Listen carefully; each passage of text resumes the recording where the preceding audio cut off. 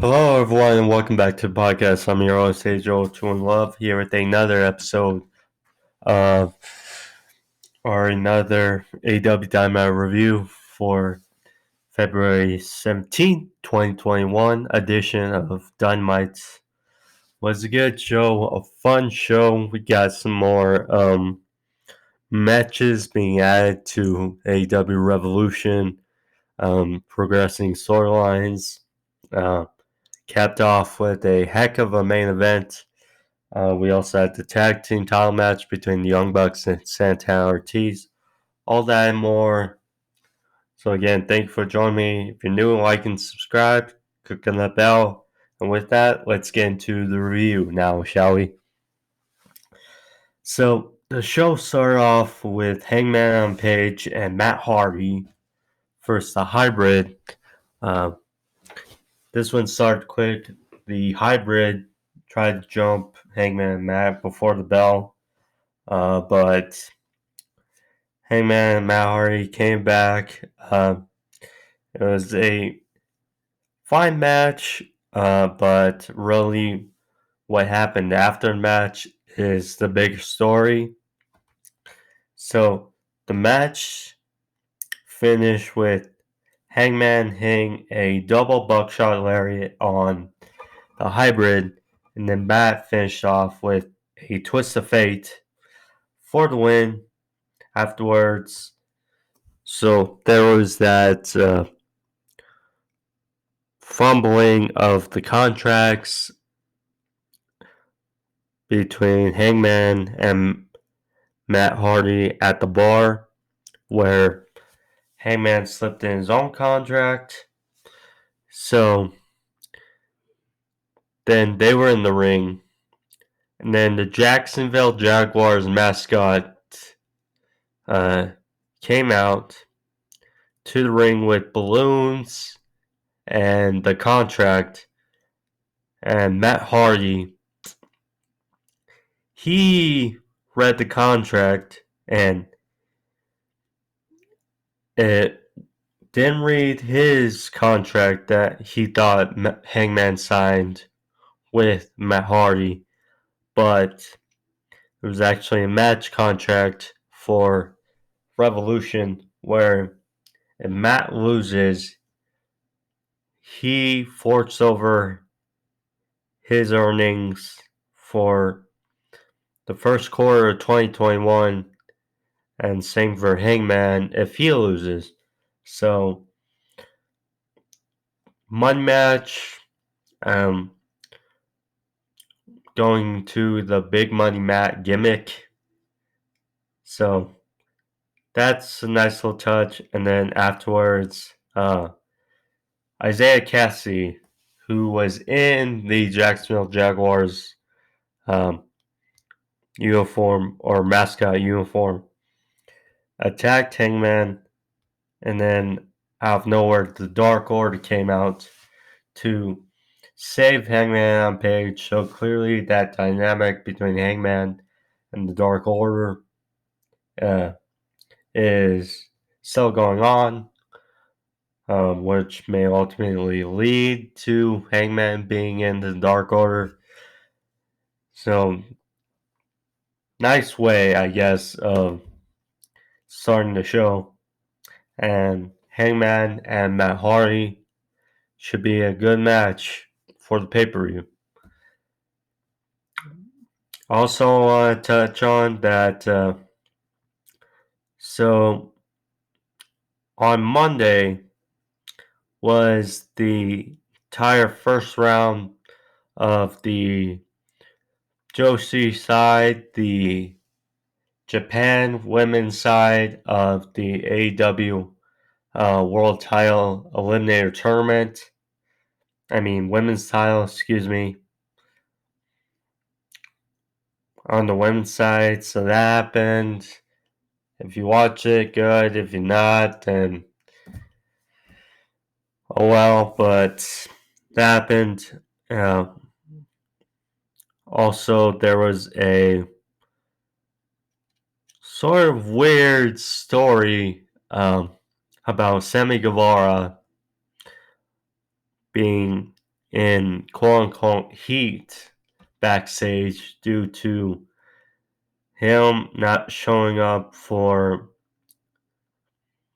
a storyline for Impact on Tuesday night.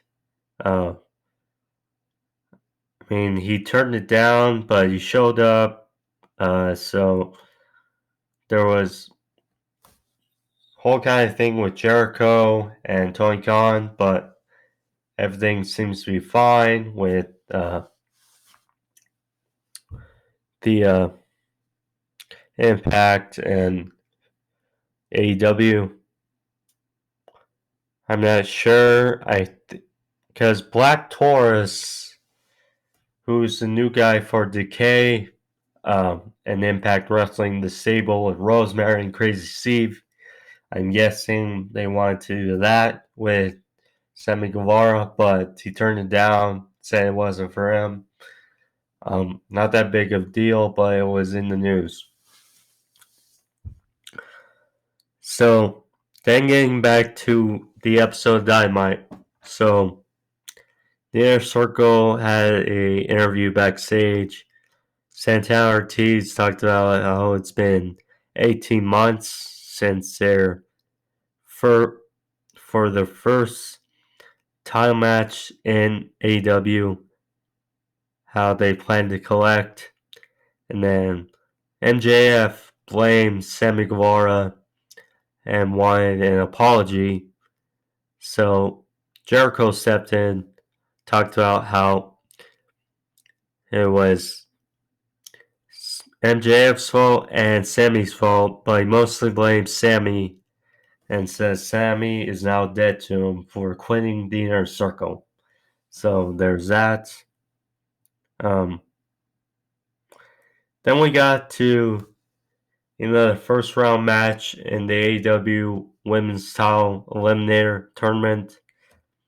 Serena Deeb, the NWA Women's Champion, versus Reho, the returning Reho after over a year. Now back in AEW. This is a nice match. Pretty good for Reho's return to AEW. There was a swing neckbreaker by Serena Deeb for 2. Serena, her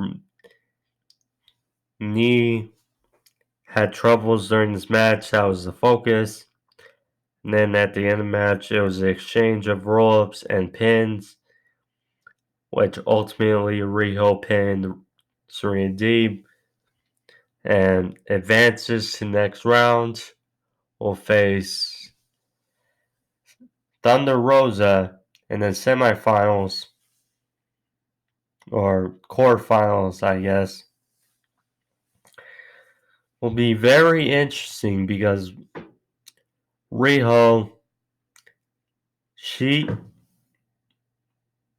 does have personality, but she has that infectiousness, that good vibe, and she knows how to work in the ring.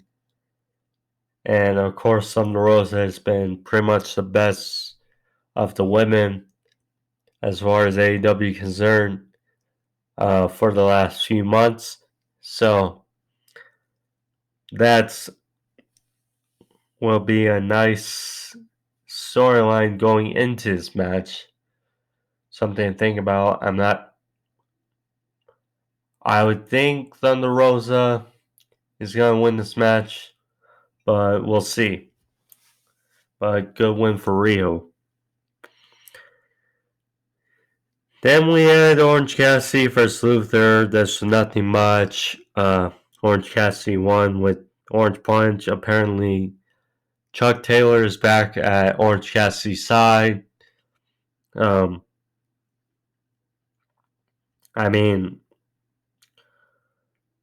I think hopefully they've moved Orange Cassidy from that garbage storyline with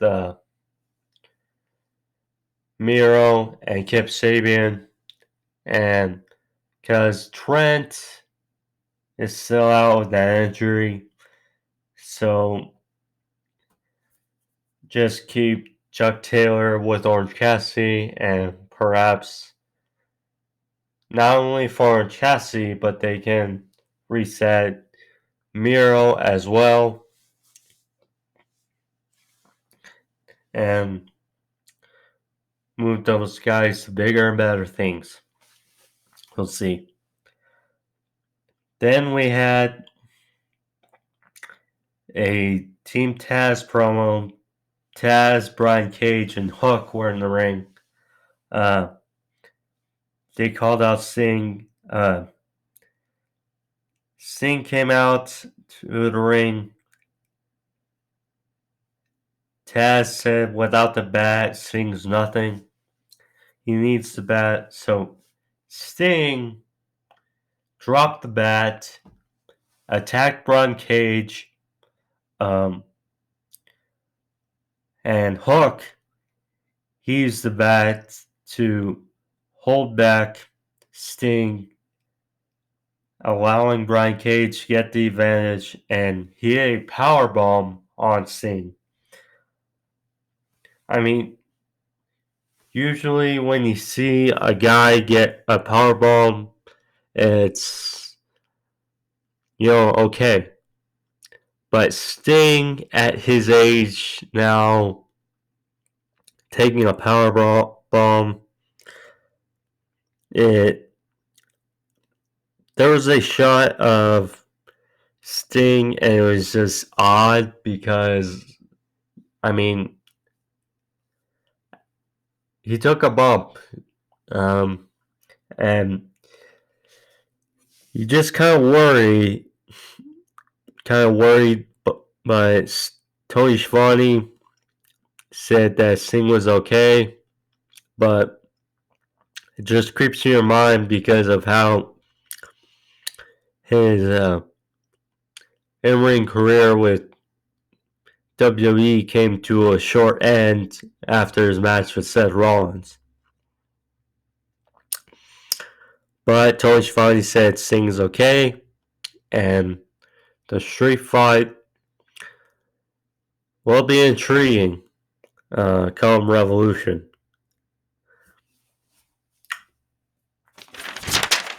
So then next we had the tag team title match with the Young Bucks for Santana and Ortiz. This fun match.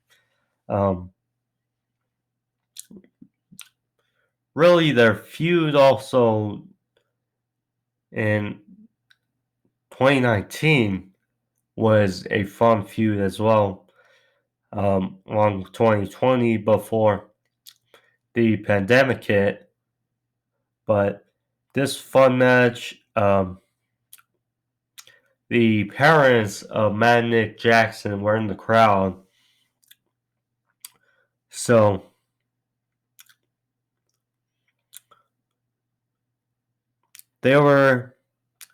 getting into this match was a double team powerbomb by the Bucks for near fall. Avalanche Falcon Arrow by Santana for a near fall. Then a Doomsday Device by the Bucks. Super Kick Party for a 2 count. And then a Street Sweeper by Santana Ortiz for a very close near fall. And then at the end of the match, which was not the greatest ending, but it was fine. It was fine for what it was. But so Matt Jackson, he was powerbombed into the crowd. Ortiz, he was being instructed by Santana to pin Nick Jackson. Ortiz was on the apron saying, "We're the best, we're the best, we're the best." And he got rolled up by Nick Jackson. 1, 2, 3. That was it. Then the rest of the inner circle came out and pounced on the Young Bucks attacked him, and Kenny Omega looked at the monitor backstage. He wanted to help out the Young Bucks. Don Callis, he said he has a plan. He's spoken to the ears of the Good Brothers. Good Brothers came out after pretty much everything escalated to check on the Young Bucks, and it was interesting to say the least. And then Jericho got in the face of the Jackson's father at ringside, and he apparently got shoved by the Young Bucks' dad, and there was that. But interesting mention is they tapped out the Young Bucks, Jericho and MJF, and that's an interesting prelude to the pay-per-view. But should be a fun match either way. So then we had FTR vs Sydals, Matt Sydal and his brother Mike.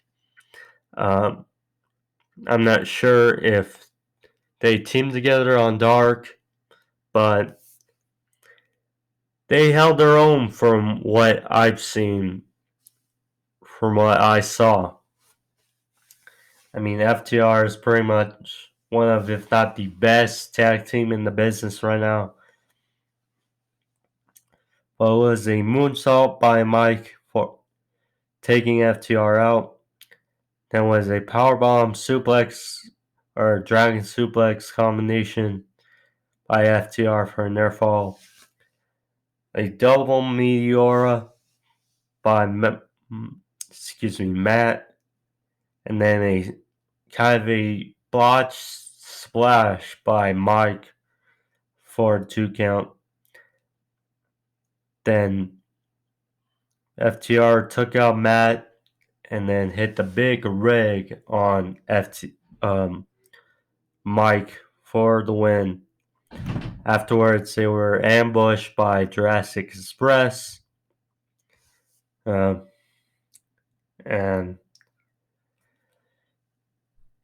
Luchasaurus has a new mask. But so apparently next week it's going to be FTR and Tully Blanchard versus Jurassic Express and Marco's son. So I don't think we're gonna. Hopefully, we don't actually see Tully wrestle, but is what it is.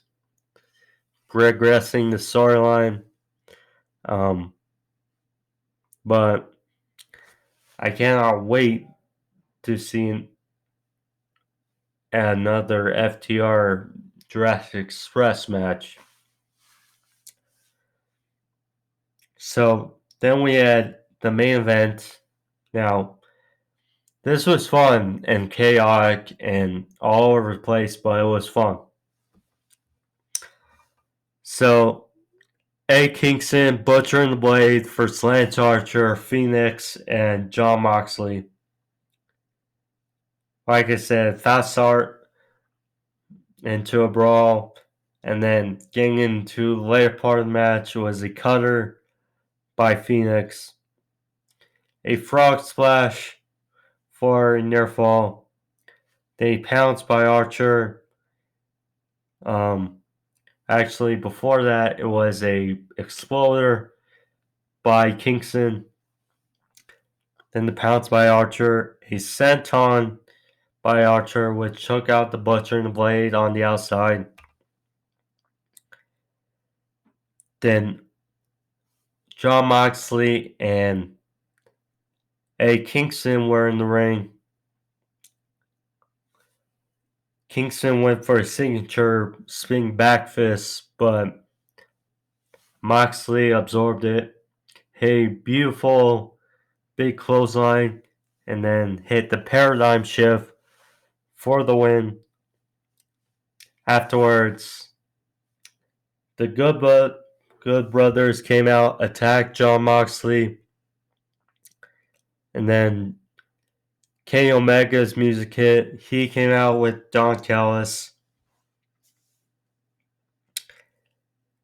Kenny Omega had a contract in his hand, and it was announced that it was slipped to him by Tony Khan.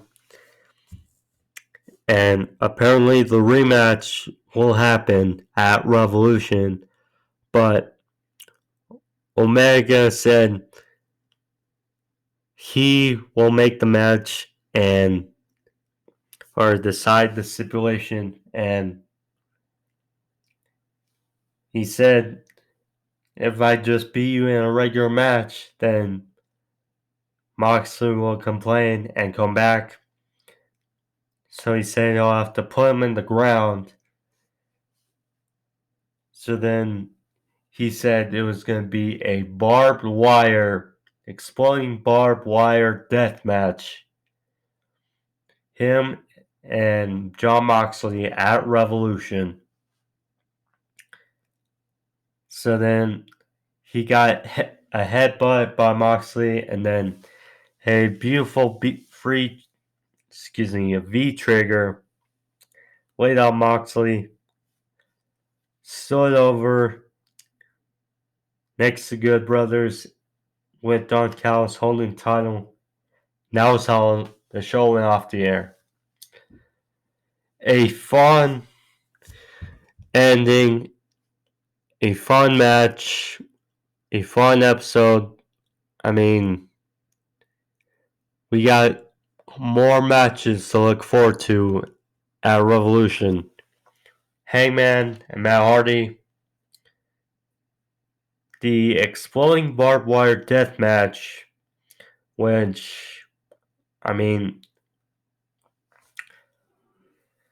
very interesting to see how it goes down at Revolution.